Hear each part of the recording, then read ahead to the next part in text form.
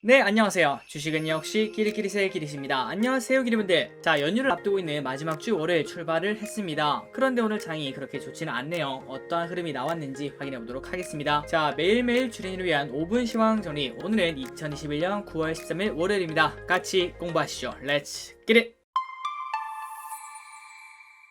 자, 오늘 장 정리로 들어가도록 하겠습니다. 그리고 들어가기 앞서 좋아요를 누르시면 저 길이세계 매우 큰 힘이 된다는 거 정말 감사합니다. 오늘 장은 좋지 않았습니다. 한이길이 코스피는 0.07% 보합권이고 코스닥은 좀 안 좋긴 했는데 이 정도면 뭐 괜찮은 거 아니야? 하지만 오늘 코스피는 삼성전자와 그리고 SK하이닉스 그 외에 특정 종목들만 크게 올랐기 때문에 어느 정도는 지수에 왜곡이 있다 이렇게 볼 수 있습니다. 그래서 오늘 체감 지수를 보자면 코스피와 코스닥 둘 다 마이너스 1% 정도 하락을 한 게 맞지 않겠나 이렇게 볼 수 있겠네요. 그리고 오늘 등락 종목도 코스피는 상승이 286대 하락이 579 더블 스코어죠. 그 다음에 코스닥은 4배나 넘게 하락 종목이 많은 걸 우리가 볼 수 있습니다. 그렇기 때문에 오늘 장은 매우 흐림. 자, 오늘의 매도는 그나마 괜찮았습니다. 개인 3천억 매도, 외국인의 1,300억 매수, 기관은 2천억 매수. 그리고 그 와중에 연기금은 300억 매도로 최근 들어 지속적으로 매도하고 있네요. 오늘 또 연기금은 판다. 환율은 어느덧 여기까지 올랐습니다. 1176원. 이제 환율이 쌍봉을 찍고 다시 내려올 수 있을지 그 부분을 지속적으로 봐야 될 것 같습니다. 자, 정말 다행히도 지금 현재 미국장 선물은 슬금슬금 올라가고 있습니다. 지난주 금요일날 큰 폭으로 빠져서 조금 걱정을 했는데요. 그런데 지금까지는 소폭 되돌리는 모습을 보여주고 있네요. 과연 오늘 저녁 미국장이 어떻게 흘러갈지 관심있게 봐야 될 것 같습니다. 자, 오늘 홍콩 지수가 급락을 했습니다. 그 이유가 무엇인가 그걸 봤더니 중국 당국이 무려 10억 명이 사용하는 알리바바 자회사 엔트그룹의 알리페이를 규제를 하는 게 아니라 아예 해체를 시킨 다음에 대출 사업을 위한 별도의 애플리케이션을 만들기 원한다는 그러한 소식이 나오면서 홍콩 증시가 크게 하락하고 그리고 알리바바는 4%나 급락을 하고 있다고 합니다. 그래서 오늘 아시아 증시는 니케이도 우리나라랑 비슷합니다. 장 초반에는 슬금슬금 약한 모습을 보여주다가 장 막판에 쭉 올라가서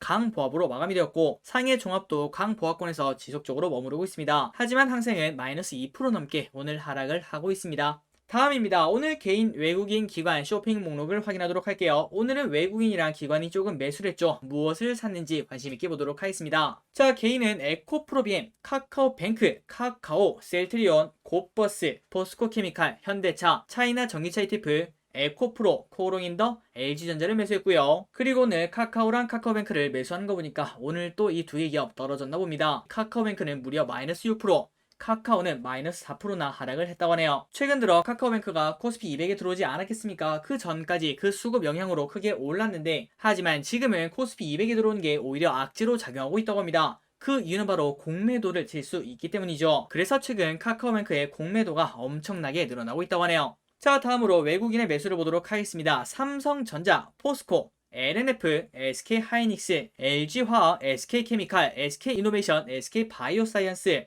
SKIT, OCI, 오스템 임플란트를 매수합니다. 자, 이걸 보니까 외국인은 SK를 정말 사랑하네요. 그리고 2차전지도 지속적으로 사랑하는 걸 우리가 쉽게 볼 수 있습니다. 마지막으로 기관입니다. 삼성전자, 포스코, 크래프톤, SK하이닉스, 하나솔루션, 데브시스터즈, 고려아연, 한세실업, 롯데케미칼, 대한항공을 매수하고 있네요. 자, 오늘 외국인과 기관의 공통점을 보자면 삼성전자, SK하이닉스, 포스코를 크게 매수를 하고 있다는 게 이 부분을 관심있게 봐야 될 것 같습니다. 다음으로 오늘의 키워드를 확인하도록 하겠습니다. 첫 번째는 카카오그룹, 그리고 두 번째는 2차전지, 세 번째는 석유화학, 마지막으로 가스를 보도록 할게요. 카카오 오늘 또 장중 마이너스 5% 정도까지 빠지다가 이제 장 막판에는 마이너스 4% 정도에서 마감이 되었습니다. 자, 오늘 또 이렇게 떨어진 이유가 무엇인가? 카카오 삼형제 공정위 김범수 의장 조사 소식에 동반 하락세를 보이고 있다고 하네요. 조금 뒤에 뉴스 시간에서도 이 얘기를 다루긴 하겠지만 지금까지 봤을 때도 카카오 아직까지 크게 매수할 타이밍은 아니라고 생각합니다. 항상 기름분들 잊지 마시기 바랍니다. 떨어지는 칼날은 숙련된 조교가 잡아도 손을 다칩니다. 그리고 카카오뱅크 마이너스 6% 벌써 64,600원까지 내려왔습니다. 다음으로 카카오게임즈 마이너스 2.7% 하락으로 마감이 되었습니다. 두 번째 키워드는 2차전지입니다. 세로닉스 상한가에 도착합니다. 그 이유가 무엇인가 그걸 봤더니 세로닉스에 자회사가 있다고 하는데 그런데 그 자회사가 진짜 잘 나간다고 하네요. 바로 LNF라고 하는데 아마도 기름분들이 다들 알고 계실 거라고 생각해요. 그 LNF가 지금 현재 쭉쭉 성장하고 있으니까 그 LNF의 지분 가치가 6,500억을 넘어섰다고 하네요. 그런데 지금 현재 세로닉스의 시가총액이 그거의 3분의 1밖에 되지 않는다고 합니다. 그래서 이 지분 가치가 엄청나게 빛나지 않겠습니까? 그러다 보니까 세로닉스 오늘 상한가에 도착하네요.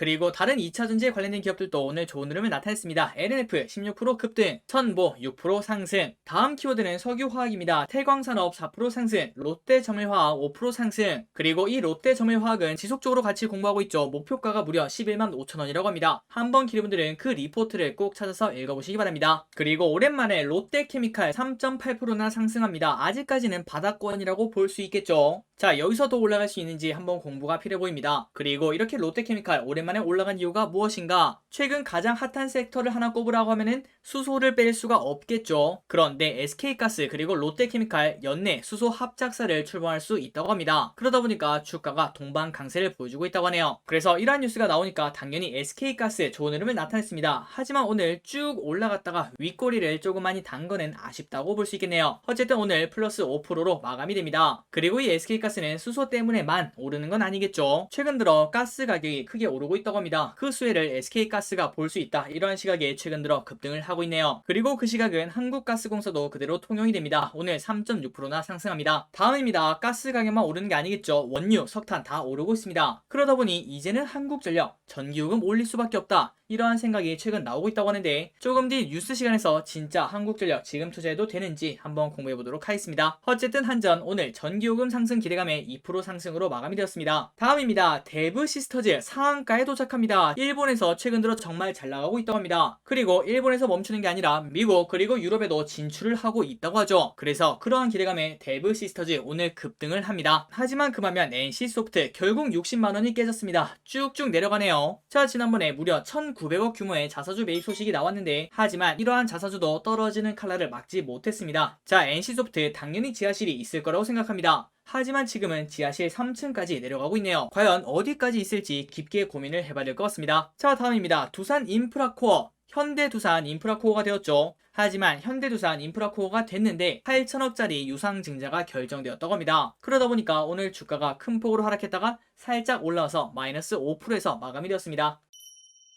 그리고 화승엔터프라이즈 오늘 4% 급등, 그리고 최근 들어서 주가가 지속적으로 쭉쭉 올라오고 있죠. 그 이유가 무엇인가 지난번에 같이 공부를 했습니다. 이때까지 화승엔터프라이즈가 주가가 쭉쭉 많이 떨어졌는데 그 이유 중 하나가 바로 베트남 셧다운이었죠. 하지만 최근 들어 베트남 셧다운이 풀렸다, 그리고 풀릴 예정이다, 이러한 뉴스가 자주 나오고 있습니다. 그러다 보니 다시 정상화가 되는구나, 이러한 시각에 주가가 올라가는 걸 우리가 볼 수 있네요. 그래서 오늘 화승엔터프라이즈 4% 상승, 그리고 똑같이 베트남에서 공장을 가지고 있는 한세실업 7%나 급등을 했습니다. 다음입니다. ST바이오센서 상장하고 난 다음에 지속적으로 흐르고 있는데요. 오늘 오랜만에 상승을 해냈습니다. 4.5% 상승. 하지만 아직까지도 목이 마르다고 볼 수 있겠죠.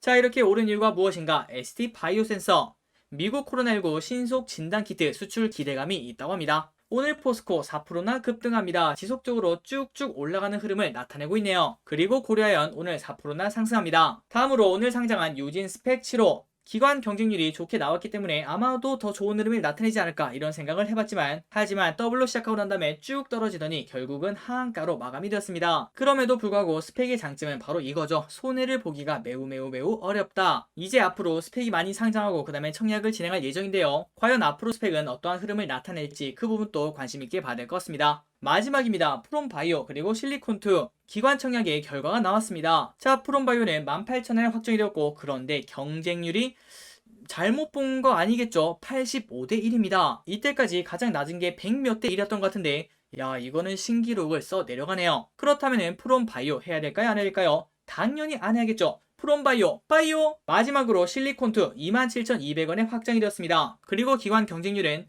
1437대 1이 나왔기 때문에 당연히 돌격해야겠죠. 자, 여기까지 시황 정리가 끝났습니다. 오늘 또 같이 공부해주셔서 진심으로 감사드리고 내일 또 건강한 모습으로 뵙도록 하겠습니다. 지금까지 기리셨습니다. 빠이요!